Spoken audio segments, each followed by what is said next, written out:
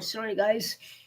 Uh, we're live at 7:42 p.m. 2025. Whew. Sorry about that coughing fit. I'm still not over this thing, whatever it is. But anyways, I just called the community housing security regarding the person loitering in the entranceway of this building. And the neighbor downstairs is starting up again too.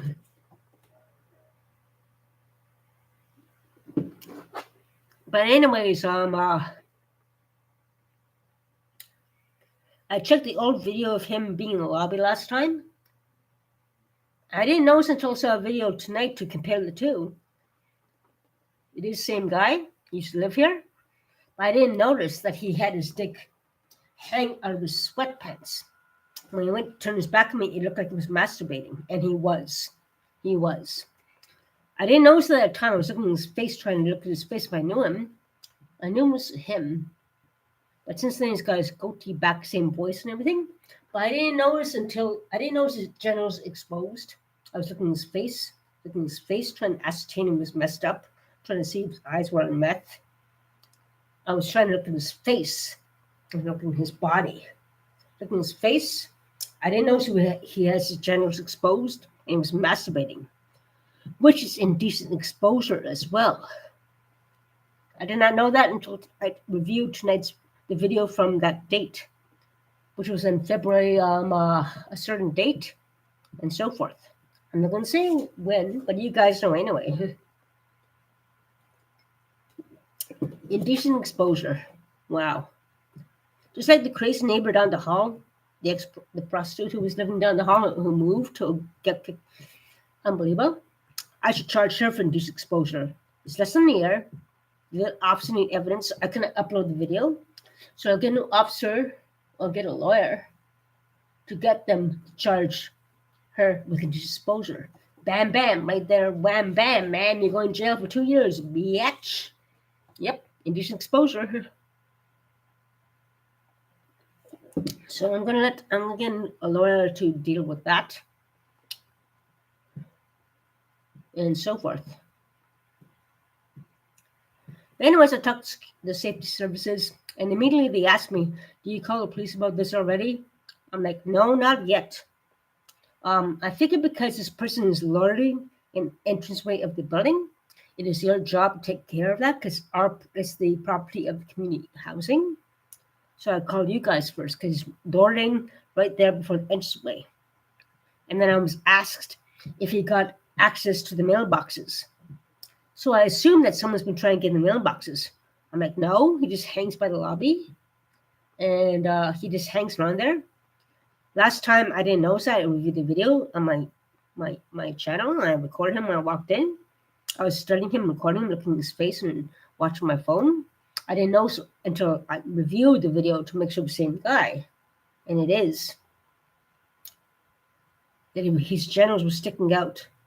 And when he turned his back, it looked like he was masturbating. So it's indecent exposure on his part. So the police will be involved eventually. And he, too, shall be charged and put in jail for 2 years for indecent exposure.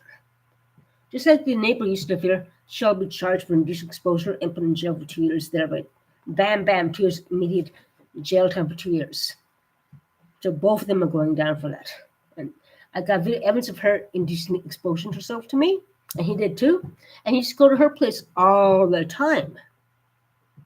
And that's the interesting fact as well. Birds of a feather flock together, like I said. But yeah, those are the facts that are happening today. And I called safety services about that. I'm going to get my lawyer to get in contact with the police. We got indecent exposure from the person who moved out, ex-prostitute, spreading lies about me, defamation as well.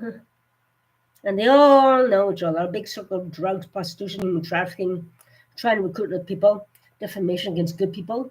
trying to mess people up. Yeah, take years of investigation, but it's worth it. It truly, seriously is worth it. Um, just checking the videos here, my friends. Don't mind me. Okay. So I got the time. Well, you guys see it anyway. You guys see the video of the person in the hallway. Full beard there, same voice. Just indecent exposure. Therefore, the other one, which is exposure to the neighbor there, who has been spraying lies when saying to everybody I'm a whore. She lives in 208. Well, where my apartment is. I just said that to you guys, unfortunately. Sorry about that, Demon, too. Just really upset. And, yeah. I got people camming my door now. And so forth was a good thing. That's the main thing that counts. Any noises and disturbances happen, F off. The guy downstairs can be death threats to stab me. You want to be stabbed? You want to be stabbed? He's going to shake me. I don't give a damn. And there he goes again, starting up. I have no time for violence against Jewish people. He hates Jewish people, the guy downstairs. He hates them. And he should go, we have no right to do that. He's violent toward Jewish people. He hates Jewish people. He says he's going to stab. He'll be stabbed, be shank you. A lot of witnesses and recordings as well.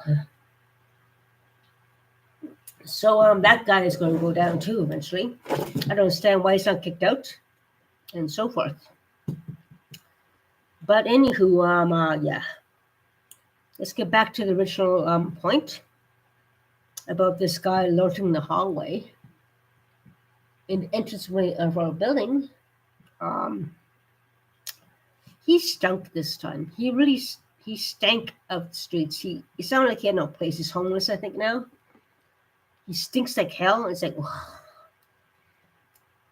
He stinks. He totally fucking stinks. Says waiting for someone, but I don't know. He really does stink. But judging by the fact that he used to live here, he got kicked out years and years ago. Do an incident of someone trying to smash an axe in his apartment. And then this guy who smashed an axe in his apartment and everything, both of them got kicked out over some kind of dispute. I don't know what it is, but I assume bad stuff, obviously. So they both got evicted and so forth for a very violent incident, someone throwing an axe at someone's place. But yeah, that was years and years ago. He's hanging around here probably because he misses this place, and that's before things got messed up. You're a problem, bro. You never should hang over that prostitute who was living down the hall back then, who corrupts everybody with drugs and everything, who messes people up all the time. Unfortunately, she stole all my ex-boyfriends away, got them back in drugs. Many with previous drug problems got stolen away from her. She got away to meet them and seduce them back into drugs. Every single one of them had ex-problems with drugs 20 years ago, whatever. Somehow she clawed her way back into addiction and got her back into it. Every ex-boyfriend with previous drug problems, she stole away and got back in drugs. I don't know how she did it, but she did. So I'm never going to date anyone ever again in my life. Anyone who, even doesn't matter if they got drugs for 20 years, 30 years, nope. If they can be taken away by somebody like her to get back on drugs, I will not do anything like that. Forget it. And that is the thing. And it's too bad that this guy got seduced by her as well into the drug world. But we all make mistakes, don't we? We all make mistakes. And we all need help. Me, I do have a drink problem. But people say I drink all the time, like 24/7, every single day, 7 a.m. to like 7 p.m., which is a lie.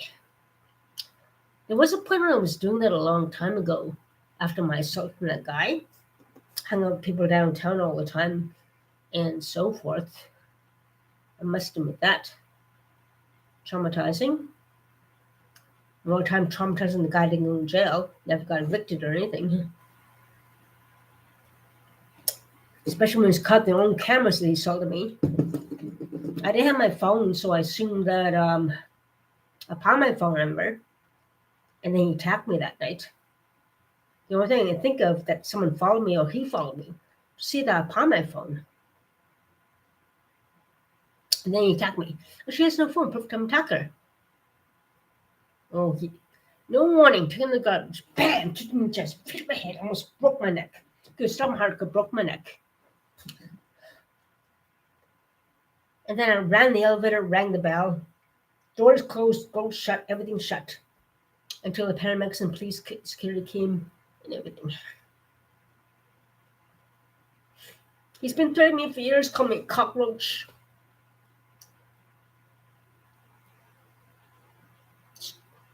Harassing me.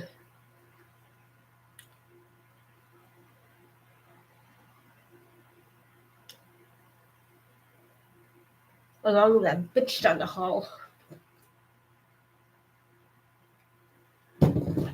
Moved out, thankfully. Defaming my character, everyone, I'm a whore. Having people come on my place, knock my door, ring my bell. Fuck off, bitch. Fucking, she's a human trafficker, a pimp or something.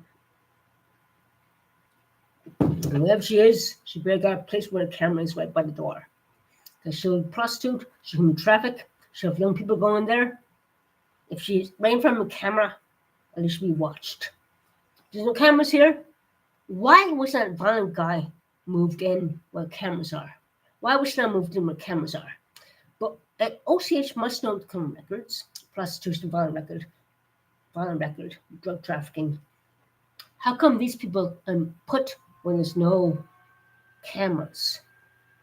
If I were OCH, if I was a manager, a proper manager, if I was a proper manager, you know what I would do? Okay, this person is record of violence. I'm very concerned about that. This person record of violence. Prostitution. We want to move to a place where there's no cameras are. Let's move to a place where the cameras are so we can watch them. That's what I would do if I were a proper manager. That's what I would do.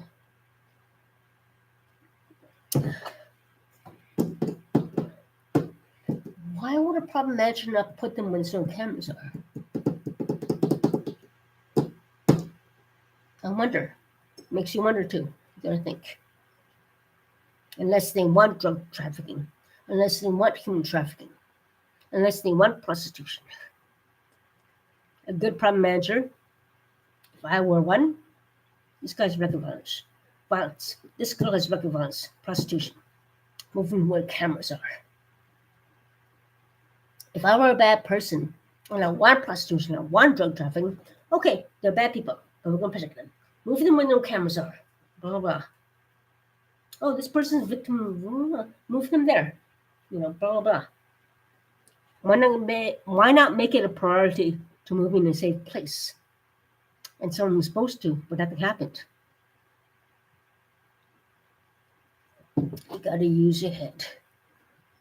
Think about it. Seriously, think about it. What kind of proper manager will let violent people with criminal records move in a place where no cameras are? If they're downstairs, at least there's a camera down there to monitor him. At least. But these other people with criminal records, one moved out. So only God, they better have moved her where a camera is to monitor her. If not, then whole shit will happen over again wherever she's going to be. Prostitution, drugs, and everything. I guarantee it. She won't change.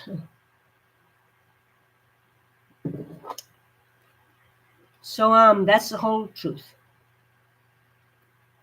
So you gotta use your head. Anyways, hope that guy downstairs is gone. I understand the nostalgia and the regret why he's hanging out downstairs. He used to live here. He was a good kid. He was a good kid. Before I got corrupted years and years and years ago, before I got heavily into the drugs and so forth. Um, Before he met the troublemaker. But yeah, he used to be a good kid. But he fell in the world of drugs from these bad troublemakers. But we all fall down, don't we? We all fall down. In one way or another. Even me. But at least now I'm forced to get help and I'm getting help, which is a good thing. I was reaching out for help just before my recovery process. But yeah. Um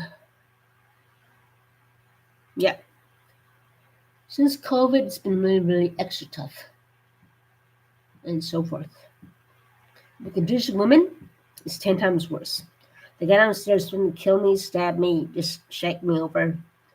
He makes so much threats and everything and all that. And that's the thing that's concerning. Very disconcerting. But he did save me one time. Like, he didn't save me. But when the neighbor who beat me up was outside bashing the trash bins, I even emailed the constable and everything in charge of his case. I ran inside and he was outside on his phone, the guy downstairs. And I said, "Can you please, the guy outside might cause me danger." He was on his phone and he seemed okay. And I said, "Can you please make sure I get safe upstairs?" He actually walked me upstairs and made sure I was safe on his phone and everything and all that. And I really appreciate that. And yeah, that was really nice of him. And then he was wearing a little headlight and welding glasses, and they came over and said, "Hey, fuck off, fucking retard," to him. But he made sure I got up safe, and I gave him a big hug a few days after, thanking him to make sure I got home safe.